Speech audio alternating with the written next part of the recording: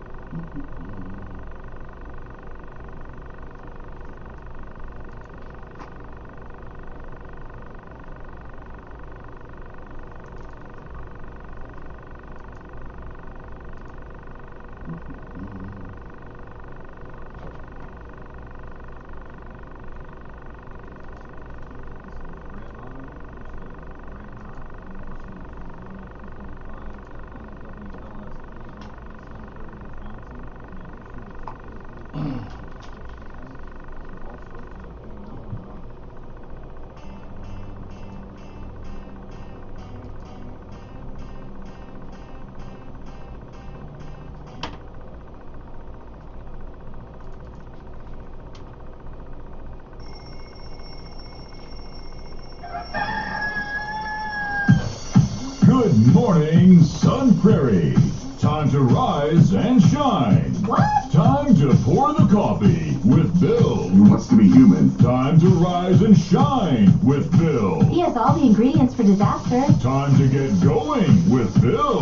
She is phenomenal. Welcome to Baker Street with your host, Bill Baker.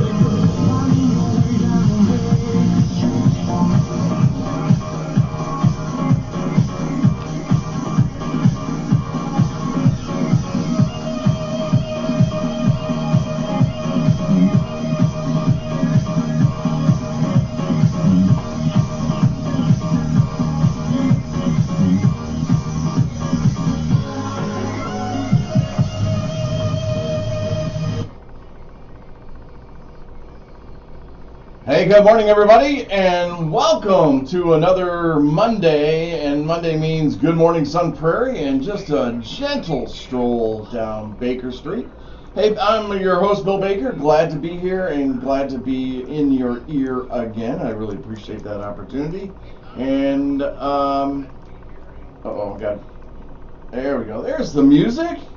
Man, I tell you, we get the Baker Street going thing. You know, you go a week and then all of a sudden you forget to push what buttons to push and everything. But hey, you're listening to 103.5 WLSP, The Sun, right here in beautiful Sun Prairie. We're part of the Sun Prairie Media Center family of stations and award-winning radio station 103.5. And excited about that, let me tell you. But we're also underwritten by those wonderful folks at the Bank of Sun Prairie and the Baker Realty Group. So pleased to be here with you. That's what I want you to know.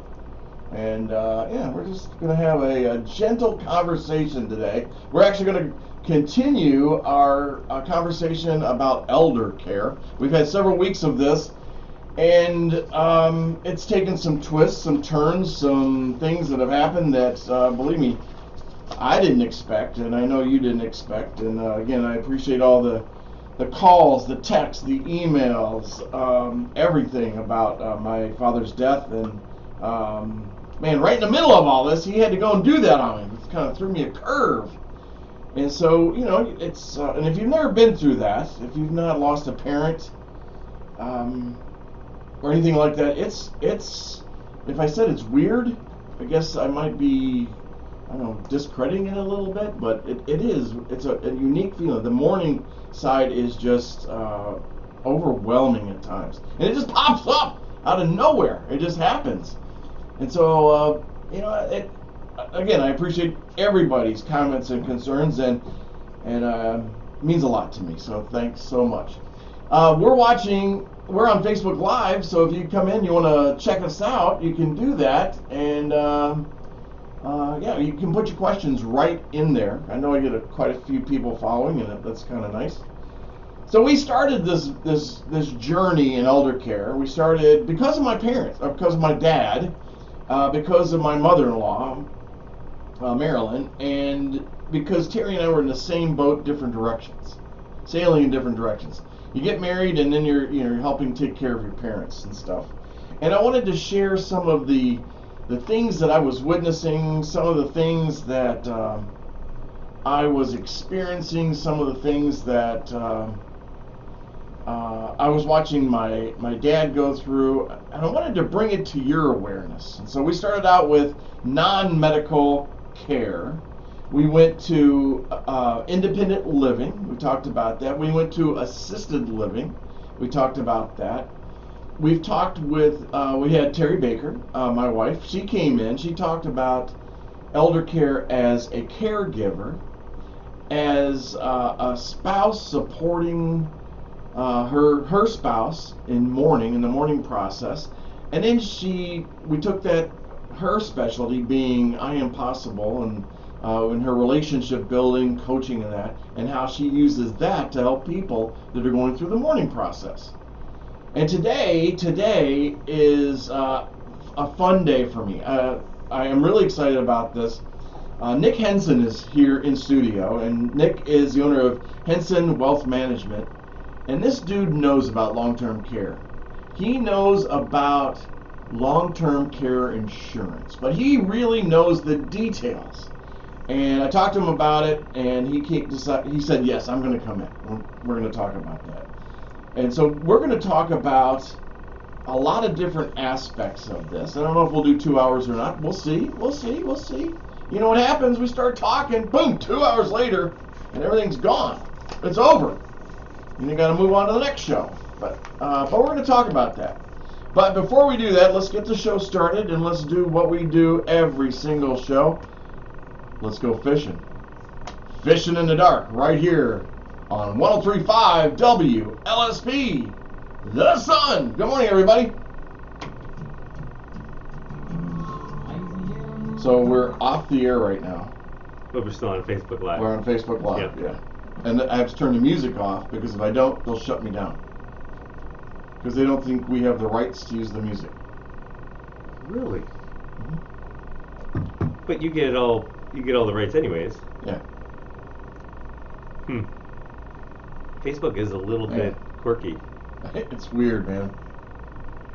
It's a great way to connect with people, but Yeah. you just don't get the I didn't realize that you need to have that much Oh my gosh. that much regulation on it.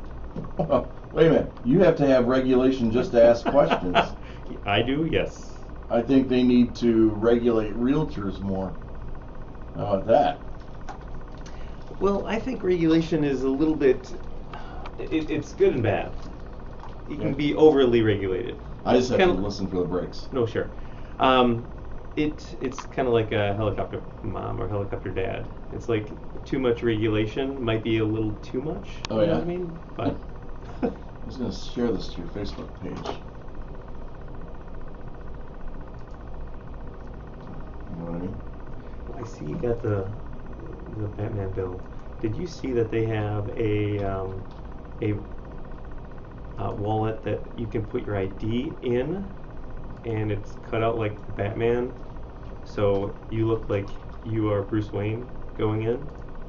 Really? Yes, it is. It just popped up because that's what you do. The kids are doing nowadays is you're on all the social media stuff, and it popped up as in like, hey, this is kind of a cool thing to get. What do you get, Dad, for Father's Day? And popped up. It's like, oh, that's actually a pretty interesting thing. And I see you get your Batman. A list. One of my fans gave me that. I love Batman. All right. Why isn't it let me post? Can I not post on your page?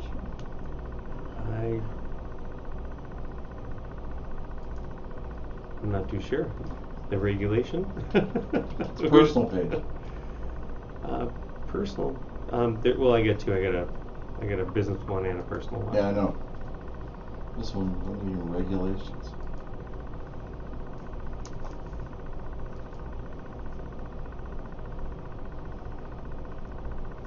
Let's see what it's doing.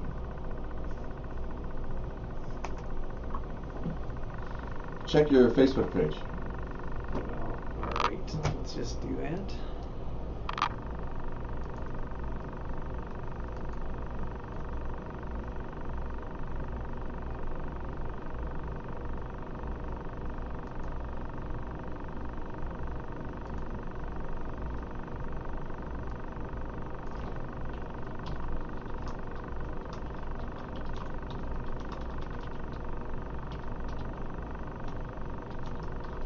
Nothing yet.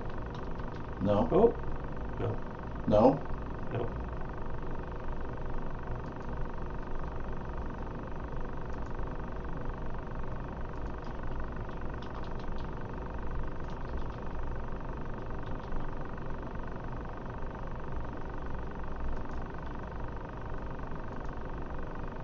Yeah, not a big deal. If so, I'll eventually get there. So you'll get a copy of the show also, the video or the audio, and you can always use the Facebook stuff.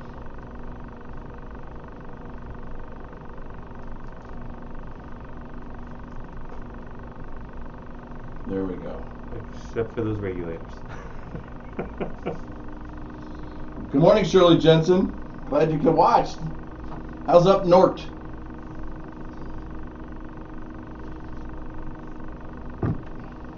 Bachman Turner Overdrive. Who listens to BTO other than me?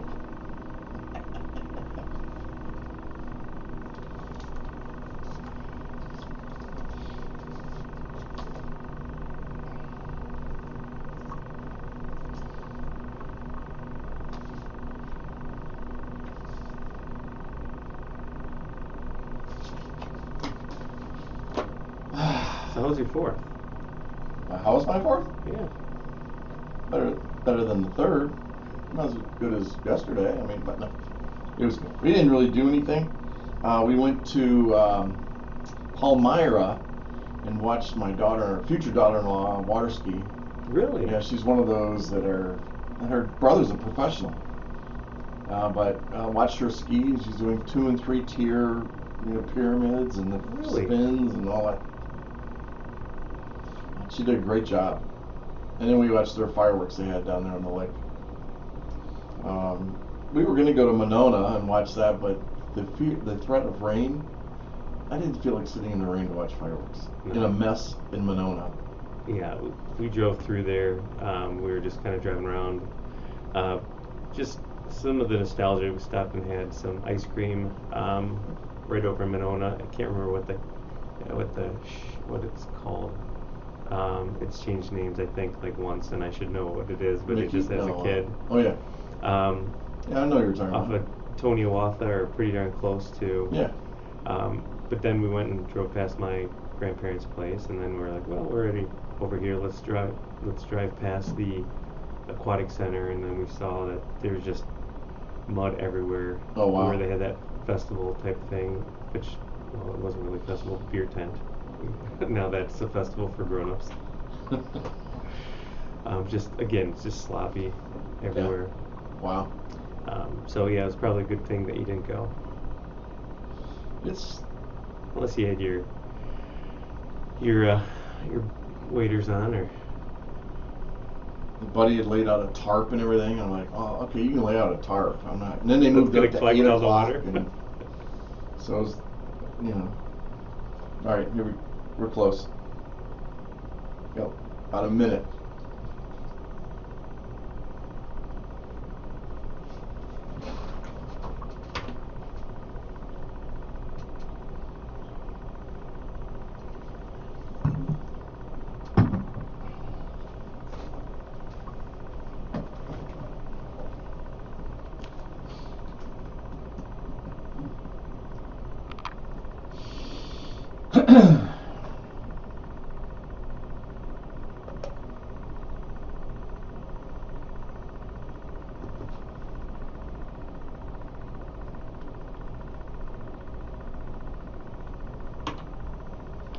Oh, some Bachman-Turner Overdrive right here on 103.5 WLSP, The Sun. And good morning, Sun Prairie. Bill Baker here with a stroll down on my little street called Baker Street. And glad to be here with you. As I said earlier, we're going to continue our discussion on eldercare and what that means to our world, our society, and everything.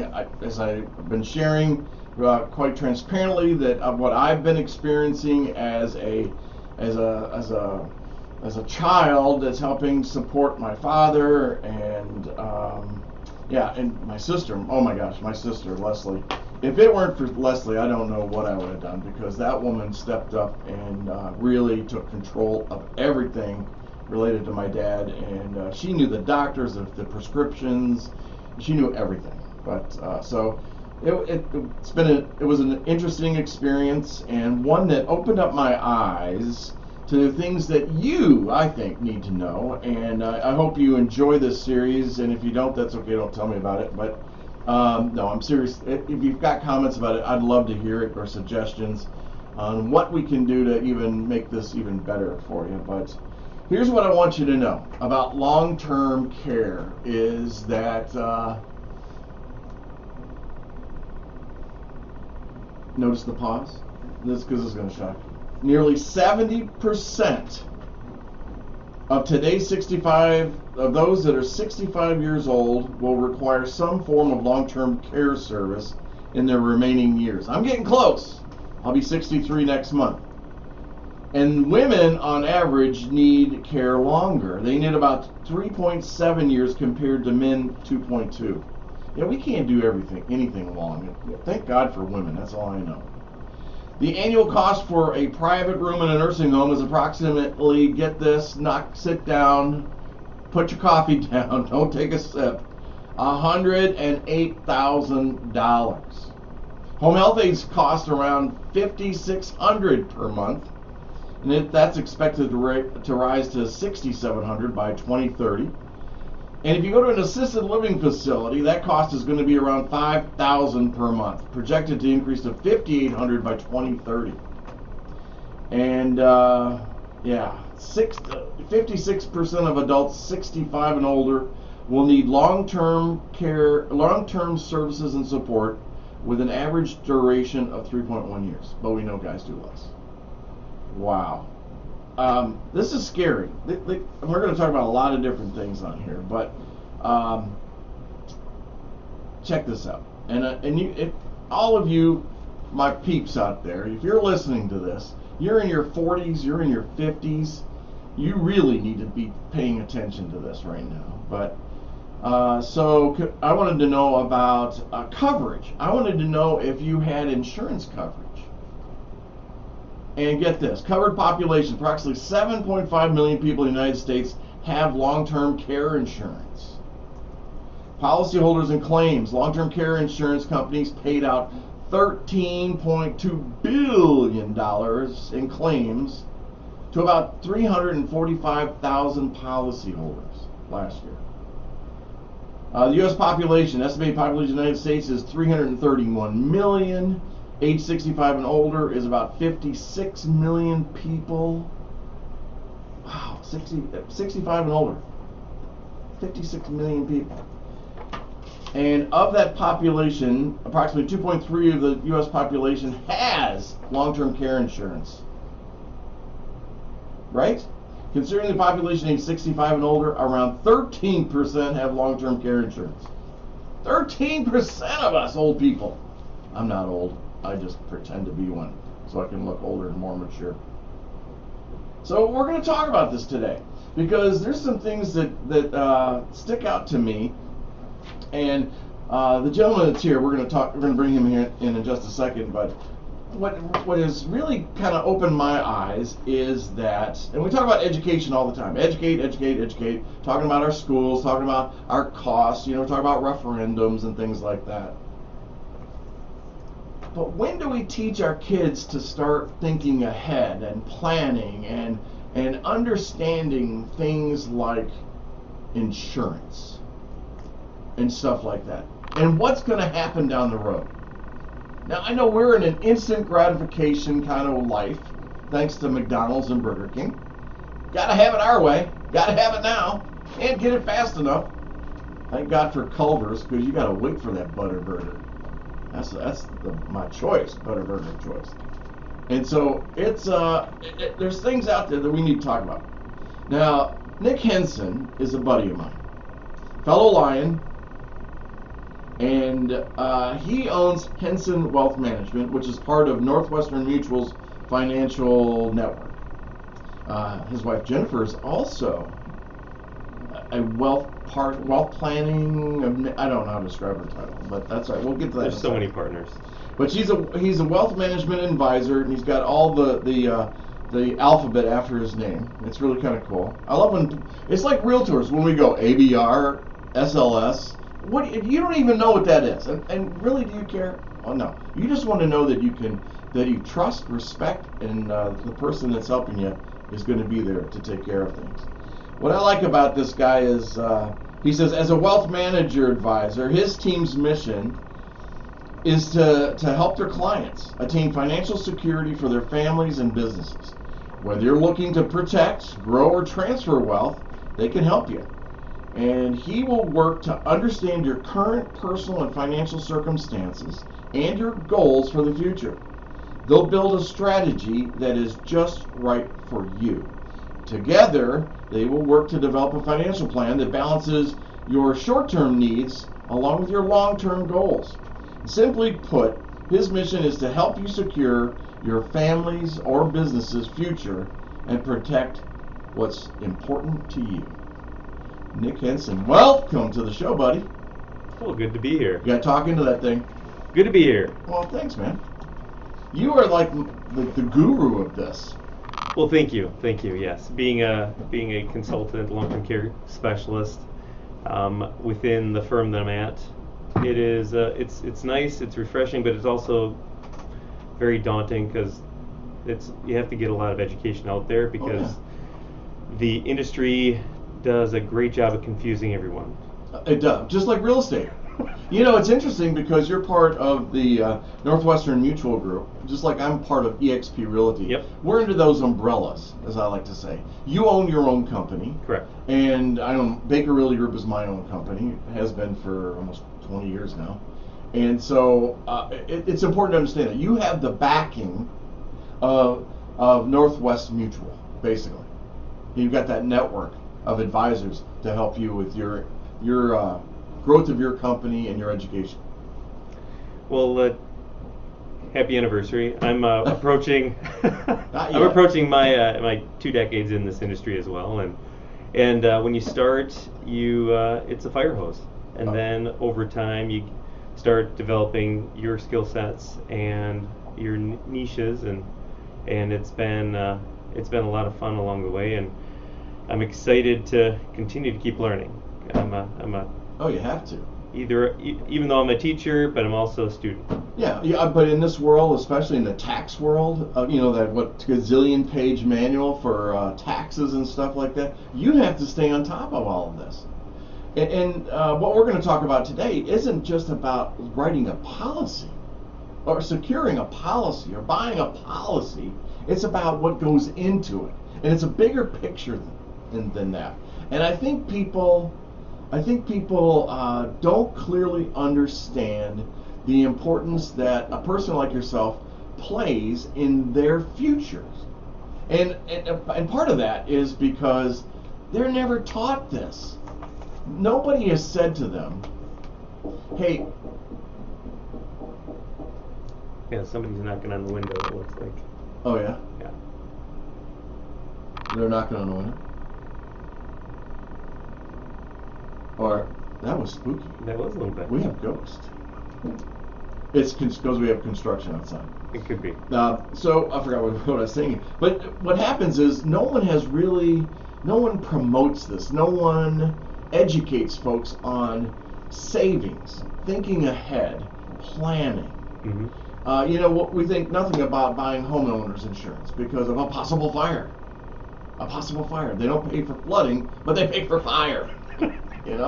I've got fire on the top of my stove every day, but they don't cover water that's running all through the house. Now, last week it was on my floor. Well, if water's coming out of an electrical outlet, That's who do you call, the electrician or the plumber? Pat Ross. I call Pat Ross. And then Pat Ross will go, you need to call a plumber. But you see what I'm saying? It's like we need that financial learning, that more, and maybe it's too soon for kids in high school, maybe junior, senior year, to learn about this. But It's never too early. no, it's not. But and that's the issue Right. that I see is kids nowadays are spending too much time video game or scrolling or Right. I grew up doing sports as well, but maybe sports is just too much, going from season to season to season, and you really just don't get a break. So the lemonade stand kind of a thing, but it's like go out there and sell, or what are some of the influencers are out there like, hey, if you want to drive this car, you Right. gotta do some FBA or something online. It's kind of ridiculous when it could just be the parents teaching them, here, Sure. open up this, put this aside. Yeah. Here's a little bit of Mhm. taxes. Yeah. You know, clean your room if it's something along those lines. But I'm not here to say that there's a one way to teach, but just exposing kids to money. Sure. So growing up, my father, he never really. We've asked and we were shunned to. Yeah, don't talk about money. Oh, that's Don't. How much you make? it's none of your business. Yeah, it's none of your business. Yeah. And We're and comfortable. We're fine. You're good. You got food on the table. It's Yeah. That's just the way it is. So we tell our kids what we do, what we make, and we're trying to have the apple fall further away from the tree. Just teaching them and educating them on all the different facets. So kids got credit cards now. They don't know that they exist, but we're building their credit. Oh, sure. You know, my son, when he was in the Navy, I've always said to him, put something away every month. You know, and let's figure out an instrument that you can use for that. $100 a month, $2,400 a year. Put $200 a month in there. And just let it go. Don't even think about it. Have it come right out of your check every month, and don't think about it. And watch what happens in 10 years. And if we get the right product in there that's going to do some things, because you're young, let it be aggressive, and let it go. But we don't teach kids that. At least not in a large scale. Exactly. It's everyone's social experiment in their own home. Oh, exactly. Well, the Christmas account. You know, I remember that as a kid. And back in the day, I mean, I had $50 in there. And I was like, yeah, baby, I'm king of the world. And I could go out and buy Christmas presents for my parents and my cousins and all that. Never for my sister, but no, I always had to get Leslie something.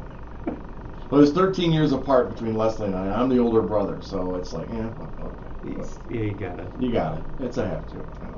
But you see what I'm saying in this? And so I do. And so then, so folks, if you've got grandkids, if you've got children at home, think about this for a while. Think about them, teaching them, showing them, exciting them about watching their money grow, and doing some things like that. I mean, and we're going to get to long-term care because you got to set this up a little bit on this. And so, because from this, we're trying to teach something to younger kids, we need to educate you, because most of the society out there, 65 and over, only 17% of you have bought long-term care, or you may not have even looked into it. You never even thought about doing it. You just haven't, and there's a reason. I think one of the reasons is because you haven't felt the need. You haven't thought about this. Well, let me tell you, 62 popped up on me pretty damn fast. I don't know about you guys. But here's what I want you to know. Is that, here's the question I ask myself. It says, what does the federal government do for me? Because, we're always going Medicare, Social Security, all that, right? We're always looking for that. why that became a retirement plan, I don't know. But I don't think it should have. But anyway, back Lyndon Johnson and the whole thing. And anyway. The United States federal government offers several programs and benefits that can support individuals who might benefit from long-term care insurance, although these programs are not substitutes for long-term care insurance. And here are the key programs. Medicaid. I put Medicaid ahead of Medicare, which I think is funny. I'll come back to it. Let's put Medicare first. Medicare, coverages, Medicare, federal program for those 65 years and older. Yeah, I'm getting close. With certain disabilities, provides limited long-term care benefits. It covers short-term stays in skilled nursing facilities following hospitalization, certain home health services, and hospice care, but not custodial or ongoing long-term care. Medicare is not your answer for long-term care. Trust me, it don't pay for squat. It doesn't pay for squat. If you end up in a nursing home, Medicare's not paying for it. It's not a covered item. It's only a covered item when you've been in the hospital, and now you've got a rehab, and you come out of the hospital. You may go into a nursing home, but you're in one of their subacute beds, and they don't have a limited number. So Medicare's not the answer. The VA, now the VA benefits got some things in there, and those are pretty supportive, but not completely, and not what you'd like. And then it's also going to talk about eligibility and things like that. But also, that's really kind of it in the way of Medicare, VA, and Medicaid. Yeah, the VA, they give you, if you happen to fall in the top 1 or 2 tier, you might be able to have some of your coverage, but that's higher up. Yeah. Most people don't fall into that were in the service. So, and thanks for serving this country, those veterans out there. We just celebrated Independence Day, so that was wonderful. But Medicare, it covers the first 21 days. So if you need care, great. If you 21 days ain't nothing. No, it's not. If you're in a nursing home, agreed. It's 21 days. You're going to be a little bit longer than 21 days. Most likely. Absolutely. Most likely. Maybe some men will not make it that long, like you're saying. 21 days. But no, it's true. But so what happens, folks, is this whole Medicaid thing is what a lot of you end up on in the nursing home, and there's a huge process to this. And this is one that is also a part of what Nick Hensen does in the way of planning ahead, protecting assets, supporting you and your goals. Because once you get to Medicaid, it gets a little stinky. The state's going to take over, and they're going to make sure you don't make any money. You have no limit. You've got certain assets you can keep, but other than that, I mean, you have nothing. Yeah, you have to be in impoverishment. Yeah, exactly. And there's things called spin downs and all that. Yep. You can have a couple grand in your account. You can have a house. And you can have a car. Yeah. And other than that, you go on to the welfare program through your state, and that's what Medicaid is. Yeah. And folks, it ain't pretty. I can say that from spending over 20-some years in healthcare and working with nursing homes, home health agencies, and I can tell you that when you get to that circumstance, it ain't pretty. They're called Medicaid beds. Nursing homes are set up where they have their cash beds, they have their subacute beds, which they do make money off of, and then they have their Medicaid beds, and they only have a certain number. And they only want a certain number because the state's not going to pay squat. And then the amount of I'll say coverage, but of nursing staff that's required for each of those is also a little bit different. You're a cash payer in a nursing home, you're going to get a lot of attention. Mm-hmm. They like you. Every month that money goes into the bank account. And so, and I'm telling you this, and I'm trying to scare you a little bit, because it's true. It's just so true. But there's an answer to this. And I've learned about this because of my dad and because of my mother-in-law in what to do. Now, I'm going to tell you right now, 62 years old, I do not have long-term care insurance. I was with a group of friends this past weekend, and I would tell you that their net worth of all of them is in the 7 figures, so over $1 million. None of them had long-term care insurance. Now you can say, well, they can afford it. Well, but kind of what I want to say is it's a pound. What is it? Penny wise and a pound foolish. Yes. You know what I'm saying? A little fourth. They made their investments to get to that level. But they didn't think about this process. And I'm just wondering why, Nick. Why they haven't? Why? Well, maybe it's a Peter Pan syndrome. What's that? Well, you just don't want to grow up. I've never known. Never. What do you want to do when you grow up? It's something that's been around for decades, of course, but it's a long-term insurance product that you hope you never use. The whole Notebook movie, hopefully go to sleep and never wake up kind of a thing. And rarely does that happen because doctors have cured almost everything that kills us fast. So they've come up with these type of programs, and back in the day it was just a standalone long-term care plan. And it was clunky, and that's typically what it is when you roll out with something new. It's, okay, what is it supposed to do? It's supposed to take care of yourself in event that you can't take care of yourself. Sure. You know, the 6 daily living activities, if you have some cognitive impairment, can't remember things, shut off the furnace, Yeah. turn it on, turn it off, and pilot light goes out, and all of a sudden anyways, horrible situation. Yeah. But looking back, having all of the different,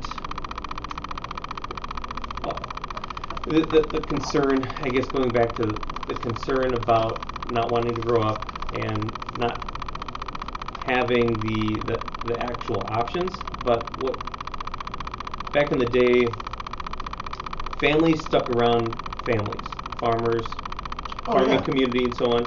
Now everyone has said, okay, love you, Mom, Dad, I'm going East Coast, West Coast, traveling the world. Exactly. And I don't think that's going away. No. So then what about your mom, dad live in another state, or you live in another state, they're how do you take care of them? Sure. Back in the day, you were right there to help. So growing up, my grandfather on my mom's side had dementia. Okay. Excuse me, Alzheimer's. Okay. I'm getting it. And they are different, by the way. Yes. They are. So my grandmother on my father's side had dementia. My grandfather on my mom's side had Alzheimer's. Okay. 11 years Alzheimer's, 7 years dementia. Okay. So very detrimental. Grandmother had a farm. Poof, that's gone. Grandfather on my mom's side had a successful law firm, obviously retired, but left my grandmother with nothing.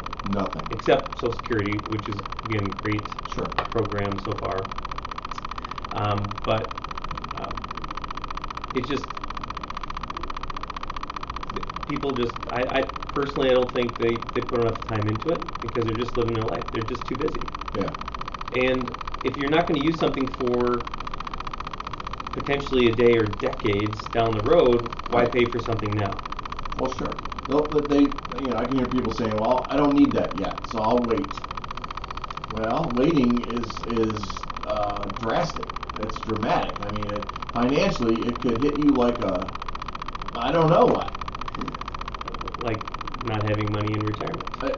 Well, exactly. It's the same concept. Is I need to put something away today. Yeah. To make sure my tomorrow me is happy. Sure. Yeah. Whatever that means. Well, when should people start saving? And yeah, you don't necessarily have to answer that, but again, with a roughly a 10% rate of return, which you can't guarantee that, of course, but putting $5,000 away into an investment as a 15-year-old is going to be north of 500 close to $600,000 by the time they're 65. Do it a couple times, maybe retirement. Besides, milk is probably going to cost a couple $100,000 by that time. But again, fast forward 50 years on a 15-year-old, 16, 17, 18. The sooner you get it started, the better. And you don't have to try to move mountains. You wait till you're 25, wait till 35, wait till 45. It just becomes a bigger boulder that you can't move. And I think that might be the issue with more seasoned clients or more seasoned people out there, is they're like, oh crap, now it's already got to a point where it's late. I just can't do it now. It's it's not affordable. Right. And that's not necessarily the best way to stick your head in the sand. And it's just having the dialogue of what should you do if that situation arises, especially if you're married. Well, honey, what do you think you want to do? Well, throw me out to pasture, use lead poisoning. I mean, what? A little bleach. What should be done? Yeah, exactly. I've seen too many movies. Yeah, I know. But taking the time to really express to your spouse, what is it that you want? And this is just the morbid stuff, because we don't get out of this alive. Right. But also, it could be that we're stuck in this potential prison that you don't want to be here, but you can't get out. Sure. The MS, the Parkinson's. Oh, yeah. Just talked about the memory care situation. Sure. How do you what's the strategy? And then you say, okay, well, we got plenty of money that we can use. Mm-hmm. Well, sure, but do you want or maybe saying, okay, well, we want, my spouse will take care of me, or my kids will take care of me. Oh, there's a good one. So if that's the case, I want my kids to be my kids, not my caregiver. Right. I want my spouse, my wife, to be my wife during that situation, not my caregiver. So it really helps protect your dignity. Yeah, I agree. Now, somebody, like 20 years ago, when I first started in real estate, I joined Keller Williams. It's a real estate firm, and I put Baker Realty Group under Keller Williams. Gary Keller, what an incredible visionary, and I just really enjoy. Every time Gary Keller spoke, I listened. I mean, I thought that highly of him. To this day, I'm not a part of Keller Williams anymore, but I listen to Gary Keller all the time. When he opens his mouth, I listen. One of his things he said was, why are we trained to retire when we get in our senior years? He says, why don't you retire today? And people, first of all, how the hell am I going to retire today? I don't have enough money in the bank. His point was, it's the wrong definition of retirement. He says, do what you want today. Plan today. If you want to go to Europe, go to Europe. Plan for that trip. Go today when you're 45, 35, and not when you're 75 or 65. It's a completely different experience. He says, don't wait for that. And the reason to this, he says, those days won't come. I mean, it's called hit by a bus, And so, but plan today to live today in retirement. Today. Make those plans. Make sure you have the financial means available to you to do what you want when you want. Now, yeah, you're sitting there. I saw that. Wow, go ahead. I'll sit back a minute. No, I'm just. It's. I don't know if it's a philosophy of if you're blessed with 2 apples, you eat them today and starve tomorrow. Do you wait till tomorrow and starve today, or right? Or do you have one today, one tomorrow? So, I like that, but continuing on of enjoying for the moment. And I think again the McDonald's era. Let's have it now. And have it your way. That's Burger King. Yes. But having the resolve to tuck something away. There's an experiment, I can't remember who it was, but it was a marshmallow experiment for kids. I think it was like a 2-year-old or 3-year-old kids. Okay. Where they said, okay, they had a room full of kids, said, okay, everyone, you get a marshmallow. I know about this. And they're super excited about this marshmallow. And then the instructor said, hey, whoever, when I come back, if your marshmallow's sitting here, then you'll get another one. And, fast forward, there's rarely any marshmallows left. Right. But the marshmallow that is left, they've done some studies and tracked them longer and getting into an adulthood. Those that had the second, that kept it and were able to get or acquire the second marshmallow, they were much more successful. Oh, really? Because I remember this. I remember this. They could hold back Uh-huh. and deferred gratification. Yeah.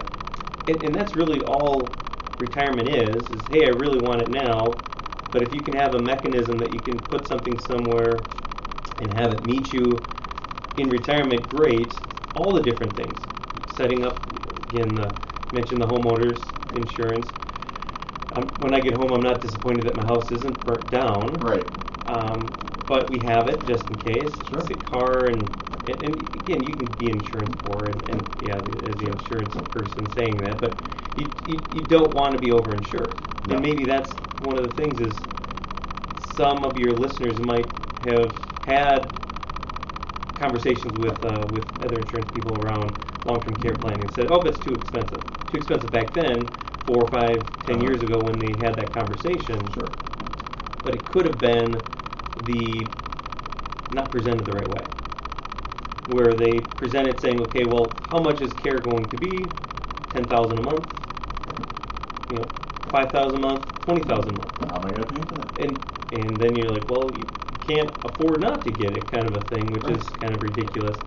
But if you put the energy into covering 100%, which most people don't need, I would arguably say that nobody needs 100% because there's supposedly Social Security, there's potential pensions, there's other assets. They might have residuals from farmland rented out. So you don't, if care requires $5,000 to $8,000 to $9,000 a month, you don't need all of that in insurance. And arguably, some people don't necessarily need insurance. It just mitigates that risk. Right. But you can hear people out there right now. You're throwing these $8,000, $9,000, $10,000 a month, and they're going, "I never made that amount of money when I was working, and now I have to pay for coverage on this." Yeah. Well, Medicare sucks, by the way. Medicare is a broken program. One of the reasons that I sold Baker Healthcare was because of Medicare.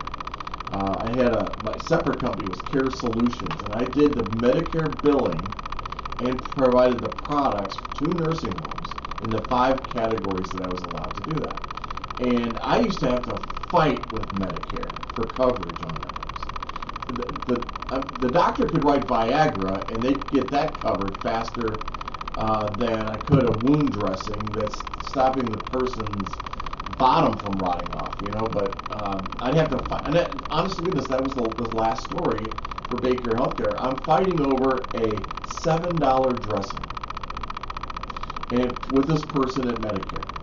And the doctor wrote the prescription. I had all the criteria on this thing. And finally I said to the person, the only thing you don't have is the smell. And if I could share that with you, I would shove it through the phone. And she didn't like that very much. I could see that. It was a little prickly. Well, yeah, but when we sold Baker Healthcare and we shut down Care Solutions, Medicare owed us $150,000. That's rounding up the number on that stuff. And yeah, over 20 years later, Nothing. No. They play the games. But people don't know that. Not everybody knows that. In fact, they can't even read their damn statements when they come in. There's so much gobbledygook. I told going back to my sister, the attorney. My sister and brother-in-law are attorneys. They're good attorneys. Oh my God. I'd never want to go up against my sister. She'll have your lunch. I know. But I said to her, there's got to be an opportunity here to help people with their Medicare benefits because they're getting ripped off. They really are. But I'm sorry, I'm going in a different direction. Well, the point is Medicare does not work, and it's not really a part of this. It's about thinking ahead and protecting yourself, protecting your family, helping your family, giving your family peace of mind that if and when you need to go to assisted living, it's going to be paid for. That's the hope. Caught you speechless, buddy. Well, that's the hope. With my, like, again, going back, and I've been doing this 2 decades, going in 2 decades, and He's telling you he knows something. He's educated. He has experience. And it's frustrating because your own family members, you see them deteriorating and you can't do anything about it. Right before your eyes. Yeah. And the hope is that the people that I've come across, that they've taken some of the knowledge that I've given them and they've been able to do something with it, because it's too late for a handful of my family members, of course, just because I got into it when I did, even though they could have, they said nope, and I have to live with that. Is it wrong time for them? Did I say it the right way? Was I just too new and never went back to it and say, hey, we should have a conversation. Right. And that I have to live with, but there's people out there that need to hear a message about you don't have to wait. And again, it doesn't have to be insurance. You need to have a plan. And what is the plan? There's trust. You can give your money away. Sure. Some people don't want to do that. Right. But there are different ways to go about it. Uh-huh. But there needs to be more of these types of candid conversations out there, just to educate. Sure. And there's no template for this, folks. Wouldn't you agree? I mean, it's individualistic with everybody you meet with, because you're going to listen to their story. You're going to see their financial, portfolio. I hate saying portfolio. Their financial life that they have accumulated or whatever they have. You're going to look at that and the way that they want to live, and you're going to put something together with them. As a financial person, you're going to help them in advising them on how to move forward with their senior years, their elder years. And again, one of them is long-term care insurance. I'm so convinced on this because I watched this is so funny. I mean, my dad had a nice estate, okay, and yeah, he still wouldn't listen to his attorney kids, so which I think is funny, but that's okay. We're dealing with the probate and all that now, and he didn't have to do that. Didn't have to, but that's another show. We could mess with your heads, people, because we could get you spinning. Because trusts are a subject that we're going to talk about, but we're going to talk with an eldercare attorney about that. But it is a vital tool out there to protect you and your assets and your way of life. And I forgot where I was going with this now. Father wouldn't listen to you. Yeah, with not me. I'm not the attorney. Well, yes, I know about it, but it's not. You can bring it to his attention. Right, exactly. But here's the thing: is that it was time for him to sell a house and go into independent living, which ended up being assisted living. And to qualify for assisted living, you need help with what's called your ADLs, your aids for daily living, which could be dressing, bathing, feeding, or your care. Could be your actual care. And so he did. He qualified for that. So the facility, it's called Shelby Farms. We called it the farm. Dad was going to the farm. And $4,800. That's what they charged every month. Now that got him 3 meals a day. They did his laundry. They had milkshakes during the afternoon. He could go get coffee. He even had his coffee machine, his little Keurig in his apartment and all that. one-bedroom apartment, $4,800, and all the activities and all that stuff. Out of pocket for him was $200. So for $2,400 a year, he was having somebody take care of all those needs that he needed. And he wore a little pendant. If the man fell, and he did, he could squeeze that pendant, and they would come running. Our biggest fear was about medication, because there are so many damn medications. This man had renal failure, he had congestive heart failure, and he got a defibrillator in his chest and a pacemaker in his chest. This man needed help, and he had a lot of pills. Well, we discovered he was messing them all up. So for like $20 a month, they take care of his pills. They put them in the pick packs, and then they bring him the pills. Here, Jim, here's your pill for it. That's priceless. I'm giving you the benefits right now of why this is so vital for you. For me, it was the peace of mind that Dad was being taken care of. You know what I mean? Now, he did fall. The funny thing about that pendant, you gotta wear it. You gotta wear it. And he would never wear it in the shower. Where do you need to wear it the most? In the shower. They had a walk-in shower, he had a chair, he'd sit down and bathe himself.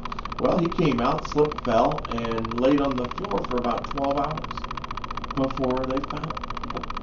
Where my sister found him. I'm glad she was there in town, and she came in, and boom, there he was. But it's that care, that level of care. As soon as they found him, the teams came in.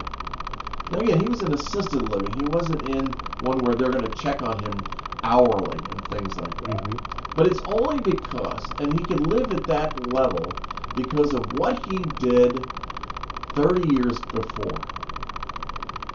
And he, with his advisor, Steve, over in Crystal Lake, Illinois, he advised Mom and Dad to get long-term care policies. And so, and because of that, everything was taken care of. Everything was taken with a minimal amount out of his pocket. Mm-hmm. And that's why we're here today. And so, we're going to start the second part of the show. We're going to start the second hour of the show. And when we come back, we're going to take a little bit of a break here and let my mouth kind of take a break. And when we come back, what I want you to know is we're going to get into the details. We're going to get into the skinny about this. So you know exactly what's going on with long-term care and why it's such an important tool for us elderly people. It's out there. So hang on, we'll be right back. You're listening to 103.5 The Sun.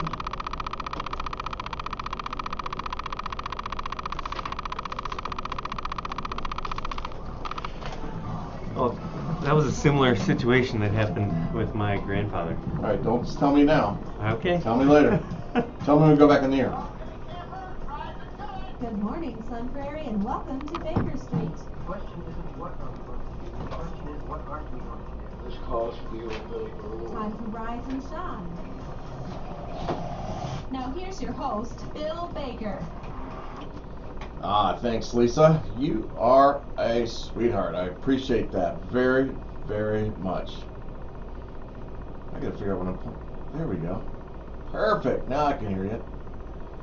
Hey, we're talking about Eldercare today, and you're listening to Good Morning Sun Prairie, a stroll down Baker Street on 103.5 WLSP, The Sun. We're underwritten by those wonderful folks of the Bank of Sun Prairie and, of course, the Baker Realty Group, and glad to be a part of this. Today we've got Nick Hensen in the studio. Nick is he owns the Hensen Wealth Management Group. He's a part of Northwestern Mutual's financial network, and he's a Sun Prairie guy. He's right here. He's originally from Marshall. We won't hold that against him, but he is a Sun Prairie guy. He's got an incredible wife, Jennifer, 3 kiddos. No more on the way? Okay, good. You're done with that now? Yes, I am. And Jennifer's going, yes, we're done with that, Bill. We're done. The hell are you talking about? And so he's here to talk about the aspects of financial planning, but really towards elder care, and when we get to the point where we need added assistance, where that will help us, it will help families, it will our families, it will give peace of mind to everybody, and believe me, you do need it. And I've been sharing. This is part of the series I've been doing about elder care, and I've been giving you my personal journey through this, and maybe I'm too transparent, but that's okay, because I think this is so important. Now, here's what I want you to know too, is that many people think they won't need long-term care. However, research suggests they'll need it at some point in their life, and age isn't the only reason. A chronic illness or debilitating injury that keeps you from living on your own or properly caring for yourself can happen no matter how old you are. Many people also think that the cost of long-term care will be completely covered by health insurance or Medicare, but they're typically not. And that's why it's important to have a plan in place. And why? So you get quality care quickly. Choose where you get that care. Safeguard your nest egg. Preserve your assets and put loved ones at ease. Those 5 criteria right there, folks, are exactly why we're talking about this today. And Nick, again, thanks for being here. Appreciate You're welcome. it. It's been fun. There we go. It's been fun. Well, thanks, man. Hey, so you and Jennifer, how long you guys been married? Almost 20 years.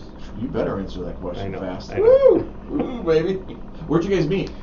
We met at a restaurant. It was a Tumbleweed over off of East Washington over in Madison. She was a bartender, and I needed some money, so I started working there as a host because I had no experience in the restaurant industry. So she was delivering menus back to me to pass them out, and I thought she was stunning, and she thought it was weird, so it worked out great.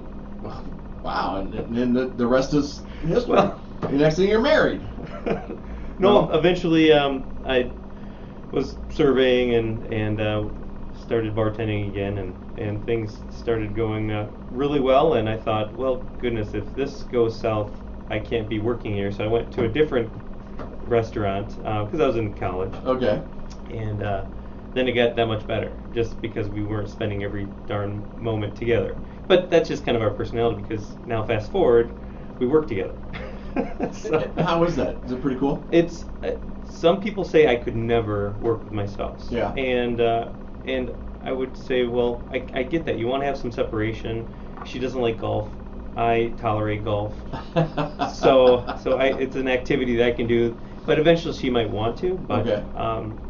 But yeah, it's if we're raising our children together, and we're talking about finance together, and she has my back, I have hers. So why wouldn't you want to work with your spouse? But again, it can work for some people and not for others, and I completely get that. Yeah. And it's working great for us. She keeps me in line, and I stay in line. So does she do a specific area? She works in the customer service on the investment side of things. So I'm a fiduciary financial planning firm. Okay. What's that mean? Basically, you got to treat everyone like family. Do what you would for others that you do for yourself. That's really what fiduciary in a nutshell. Yeah. Is just do the right thing for them. Okay. Not for personal gain. What when you say treat them like family? There's some families out there. As I was saying that out loud, it's like, yes, I do understand that there's, but I grew up in a small town, yes, Marshall, and actually moved away, and then now we're back to Marshall. So. Oh, you are? Yes. Oh, cool. It's on the outskirts of some Prairie. Kids get to go do all the some Prairie stuff, but it's a Marshall address, so a little bit better with taxes. I will tell you that Marshall is a secret place in real estate. It's a great place. They need a grocery. They get a quick trip. Well, you've also got, what is it, the I would say pick Dollar and save. Dollar General or no? No, they got that too. Don't buy groceries at No, Dollar I know. General. I just That's I get it. I know, but not the pick and save on the far east side of Madison or Sun Prairie, but what is it called now? Market Fresh or? It is Pick and Save. Is it still Pick Yep, and Save? yep. Okay. Yeah, So they Metro got Market is over on the west side. I Okay, think. that's it. But I mean, they need a grocery in Marshall. Definitely need a grocery. Marshall Lions Club. They have a lobster Oh, steak. thing coming up here. Oh yeah. Now those guys, let me tell you about and we're getting off topic here, but since we're both Lions and that we can talk about this. The Marshall Lions is I think one of the most amazing clubs because of their fundraising efforts and then what they do with the money. They give it all back to the community. So they'll do a steak and lobster dinner, and if you want to learn more information about it, go on Facebook, look up Marshall Lions. The promo will be in there. I want to say it's like the 28th or 29th, 30th, something like that.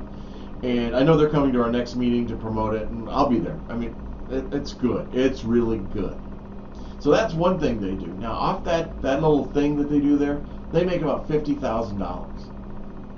But that ain't the biggest one. The biggest one is in January when they do their fishing tournament, their ice fishing At tournament. the fishery. Yeah, at the fishery. They'll bring in $70,000 to $100,000 of one event. And if you can't learn from that, something's wrong. That's a lot of pancake breakfast. It is. But oh my gosh, and they're great people. They're great people over there, and so yeah. The Lions Club, by the way, is largest service organization in Sun Prairie. We are part of the International, which is the largest service organization in the world, 1.5 million lions, and we have 5 pillars that we follow, being now I'm going to get caught on it. Here we go: vision, hearing, diabetes, hunger, and environment.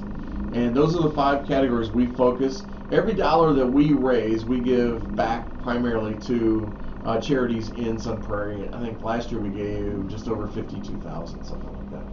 And so, Incredible. yeah, that's a lot of pancake breakfast.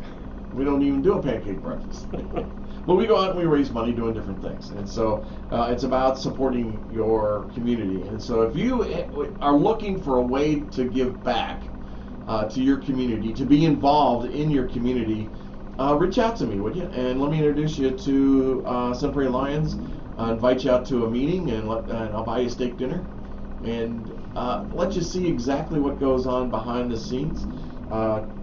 Troy Eisenreich is the new president. I'm the first vice president, so I'll be the incoming president. And it's just a wonderful organization. I'm coming up on 10 years now with Lions and that. So, and we need our service organizations, folks. You need your service. Optimist, Rotary, Exchange Club, Lions. But did I say we're the largest? Yeah, I did say we're the largest. We just got our own park, man. I tell you, over in Smith's Crossing, Lions Park. We're going to do that celebration one day. I tell you, it's going to be a big party out there and stuff. But Raise a few bucks. raise a few dollars. Maybe have a band, bring in a bouncy house, have some cool stuff going on. Some barrels for fishery. Yeah, there you go. I like it. We're talking about long-term care. We're talking about elder care. We're talking about long-term care insurance. And I want to get into this because I know that there's a need out there, and most of us don't have it. We don't even think about it. We think that Medicare Medicare is going to pay for everything, and it's not necessarily. My wife just sent me something. What? My wife always sends me stuff when I'm in studio. I mean, Terry, you're killing me, man. Oh, she's killing me. Yeah. Love you, honey. It's like people calling me when I'm on the show. They know. So, but let's go back. When purchasing long-term care insurance, it's important to be aware of a lot of different things. We're going to talk about that because there's not just one set policy. There is one, like a basic thing, then there's a hybrid, and then there's a mixture. And so we're going to talk about this. We're going to talk about, I can tell you that the costs are all over the place. I'm going to tell you that do not go online and buy a policy. I don't even know if you can do it. I'm pretty sure you can, because you can buy any kind of Vincent doohickey or whatchamacallit online. It's like working with a online real estate agent. Don't do it, or mortgage broker. Don't do it. Just don't do it. You don't need to. There's no need to do it. So we're going to talk about this with Nick. And so to help me with the process, Nick, so if you've got somebody coming in, let's say they're in there, and here's what's really going to be. We could spend all day talking about this, because if I say, talk to me as a 30-year-old, you're going to present one thing. You may look for one. If somebody that's 50 years old, you're going to look at something. At 60 years old, I mean, you're at the top end of that, and can they achieve anything at 60? I don't know. Well, one of the biggest things which is finicky. Is health. Okay. Because there can be glitches that do pop up, and it's not just pitfall. Of course, and it's not just you're mentioning for the seasoned people out there. Mm-hmm. More than 50% of people that receive care is under 65. Say that again. Around 50% of the population under 65 need care.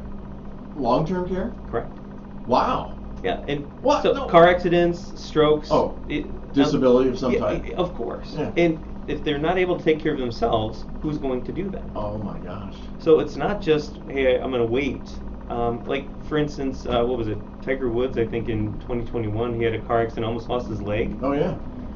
So that would have been detrimental. Obviously, he's got gazillions.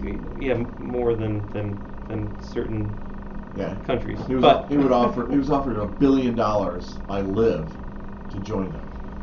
$1 billion. So it's not just for people that are more seasoned. It's just getting the word out there. So personally, yes, of course, I'm in the industry. So my wife and I, we got it in our 30s, mm-hmm. but we didn't cover everything. It's called stacking, where okay. you look at, and that's where you start talking to more of the youth and say, okay, well, what do you need? I need to pay down debt, student loans, buy a house, save for a trip and retirement, and sure. And here are some of the tools and vehicles that you can use to get you to that point, and then run a financial projection, financial plan that's really tailored towards them, and not cookie cutter saying, well, everyone needs to have $1 million by the time they retire. Everyone needs this, everyone needs that. No. It's what is it that you truly want. Sometimes insurance is involved, sometimes it's not. But if they're open to that dialogue regarding care, and they actually have the foresight to look at getting something, it's not to cover everything. And if they can, that's wonderful. Not everyone's able to do that. Mm-hmm. But if you're able to look at something, say, okay, well, $2,000, $3,000 a month benefit as maybe a starting point, and just say, okay, that's a layer. And if I need it in my youth, which again we don't know, but around 50% of the population you might need it, do we then circle back at reviews or in your 30s, 40s, and 50s, say, okay, well, how are things going? Well, debt's been reduced, income's gone up. How are we doing? You know, the kids are in school, maybe they're not. Well, should we tack on a little bit more? So then you layer another $2,000 or $3,000 potentially per month. Of benefit, yes. A benefit, yes. So that's where. Sorry on the. No, so you're talking like $2,000 to $3,000 a month benefit. So you mentioned that your father had it covered, which is amazing. Yeah. The peace of mind for you and your siblings, didn't have to worry. Okay, Dad's going to be taken care of. Yes, we're all wired a different way, bullheaded. If we, well, I don't need to wear that monitor, or I do. It just that's their own. That's personality. Sure. But having the ability to just have the resources to pay for it yourself, great. But had the wherewithal to say, okay, we're going to get this addressed. Right. And maybe somebody twisted his arm, or saw the math, or extremely bright, and went down that path. So Yeah. So again, the snacking piece is, I don't know how much he had or they had, but personally we purchased one in our 30s, and we've purchased more since then. Okay. Just to round it out, because if I need care, and I'm in my mid 40s, a day or decade, we can get into statistics of this many people per year need it. It's if you need it, it's better to have it than have it and not need it than need it and not have it. That's just kind of a personal thought on that. But. So here's something that you should know, that most long-term care residents are non-Hispanic white, 89%, and female, 67%. 67% are female. The median age of residents in assisted living facilities is 84 years old. Wow. Types of facilities. U.S. has approximately 28,900 assisted living facilities and residential care facilities, 15,600 nursing homes, and 12,200 home health agencies. Wow. Wow. That's a wow. That's a wow. Well, nursing homes. I don't ever want to go to a nursing home. Honestly, but I'll be there. Around 70% of the people out there, it's in-home. And ever since the world ended 4 years ago with the pandemic, yeah, people want you to really come to them rather than going somewhere. Because when you went to a home, you never left, or you went to a nursing home, you never left. Yeah. You know, we lost my grandmother during that period of time. She was 96 years of age, and we couldn't give her a hug and kiss goodbye, kind of a thing. Sure. Just because we were locked out. So I think that really had a number on a lot of different people. So they'd want home care more so. Yeah. My dad. So when my mom took a turn, we were actually, and I have to say, no, I'm not sure. Well, maybe I'll think about it. So originally, when my mom started going downhill, my dad decided that she wasn't going to go anywhere, and so we were actually going to take the living room area of his what they called patio home. It was a frickin' duplex or quadplex, condo duplex. They would never agree with me on that. It was always, you know better. I know you're a realtor, but you don't know anything. I'm like, okay, fine, whatever. So they were to turn in the living room area into a bedroom for her, bring in a hospital bed, everything they needed right there. And my dad said he was going to take care of it. There was just no way.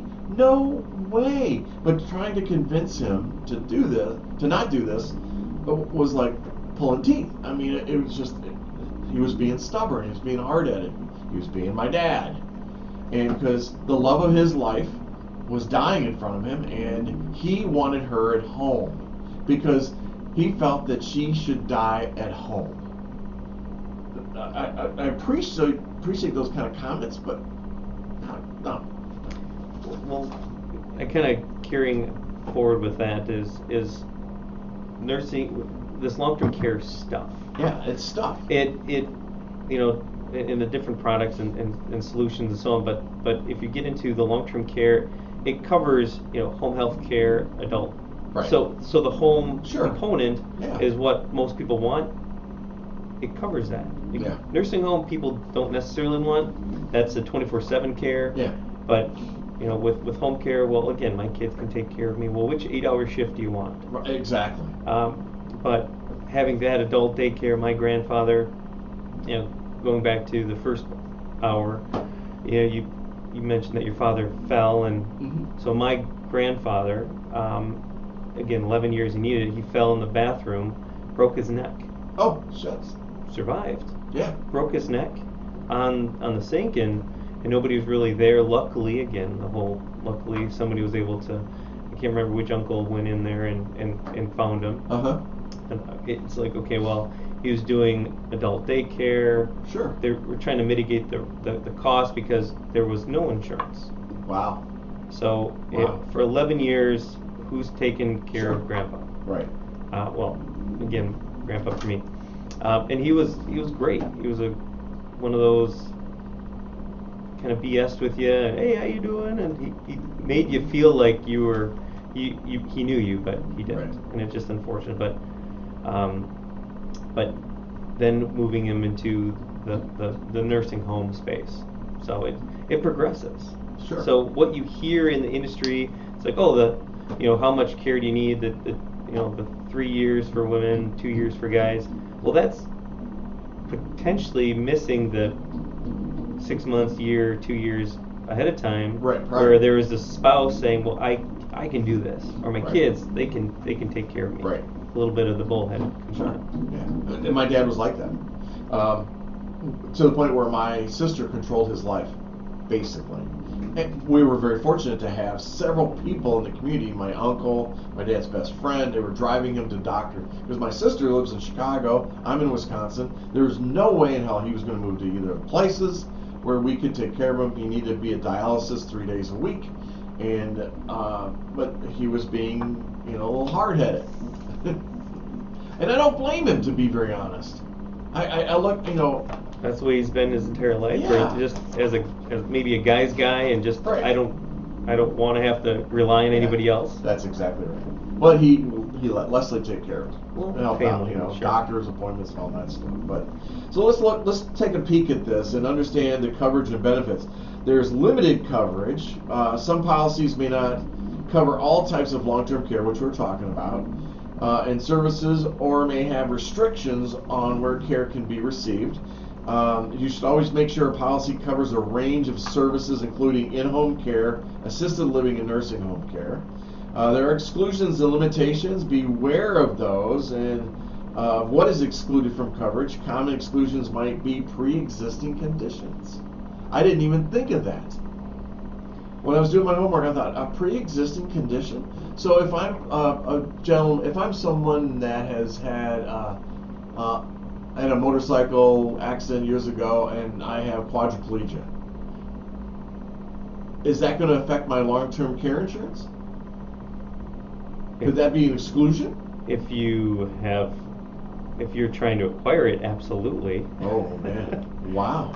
If and unfortunately, when we're applying for certain coverages for different clients out there with different vendors and so on, and what's nice is my team and I, we can offer solutions that really cover a lot of different scenarios with different vendors, just because as a fiduciary I'm captive, but yet I'm a broker, so I can go and shop other companies. Okay.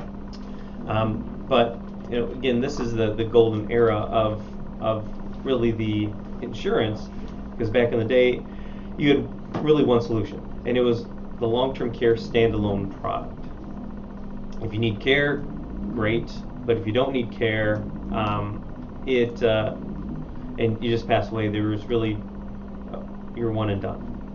So describing that more is, if you need care, it's going to pay out, but there's a waiting period. It doesn't just pay out right away. You have to kind of cover that Medicare thing. So that 21 days thing is kind of a nice to help bridge, and then from 21 to 100 days, they cover some, you cover some, and then after 100 days, you have to cover everything.